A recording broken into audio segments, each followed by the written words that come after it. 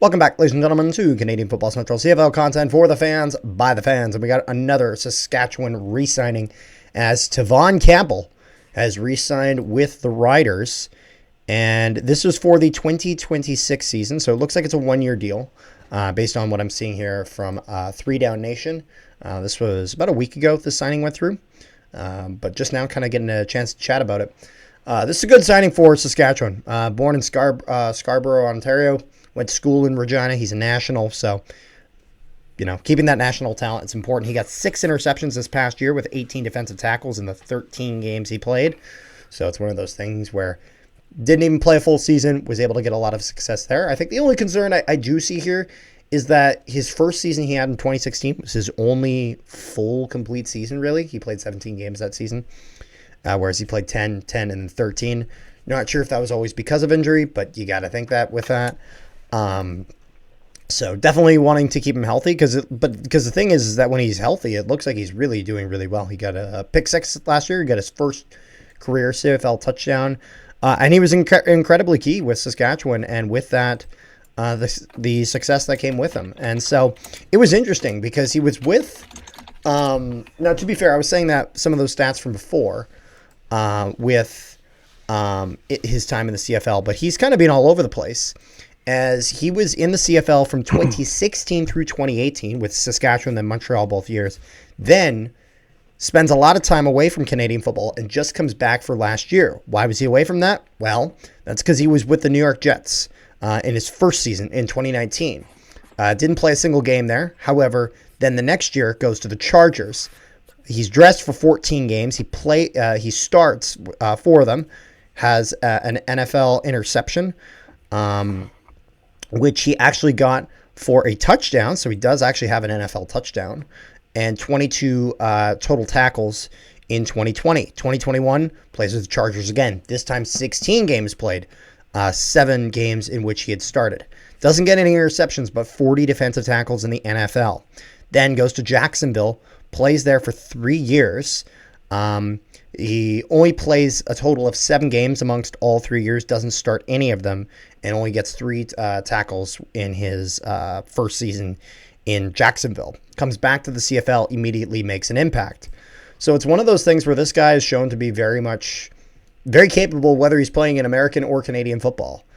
And so, again, along with kind of the Jameer Thurman video that we had put out, just another move in the defense of the Saskatchewan Roughriders getting locked up. Rick, how do you feel about this?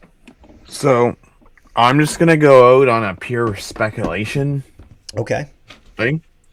So, as far as numbers-wise, hard money last year, he was making $153,200.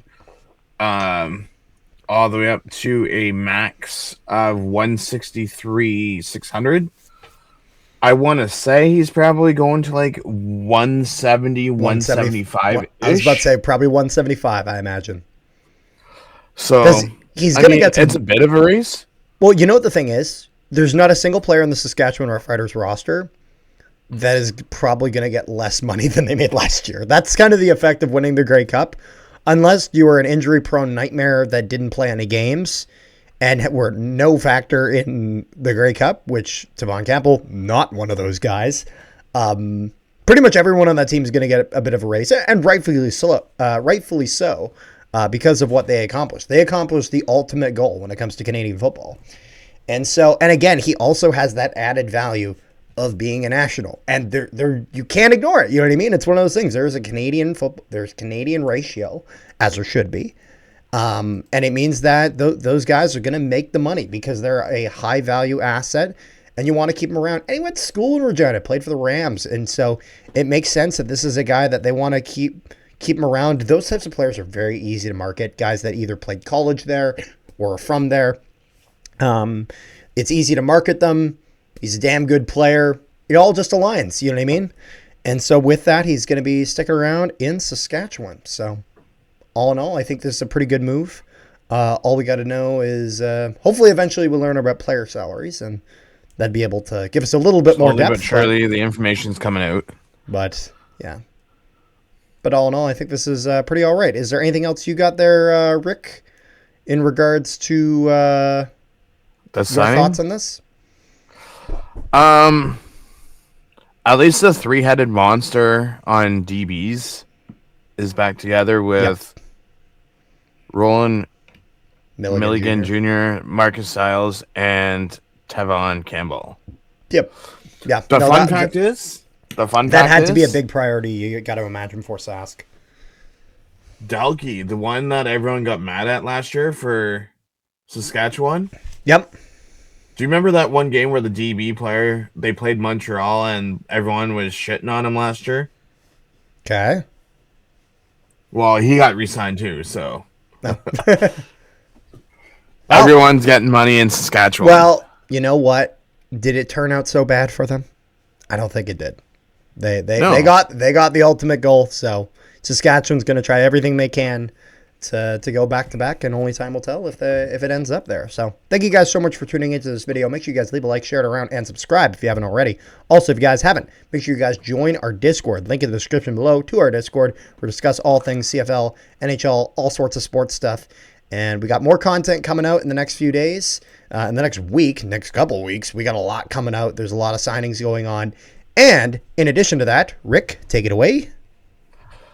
I'm over on Hamilton Sports Central. I will be doing most likely a 10 to 12 hour live stream on February 10th covering the CFL free agent frenzy. So get her done. Man, you got your work cut out for you. That's okay. People think I'm crazy that I have 2 phones, a tablet, 3 screens. Yeah, I got the whole. And by shebang. People, it's me. Thank you guys so much. It's more than just you. Oh, I'm sure it is. I know. I'm just being difficult. Don't worry. Thank you guys so much for tuning in, and we'll see you guys next time.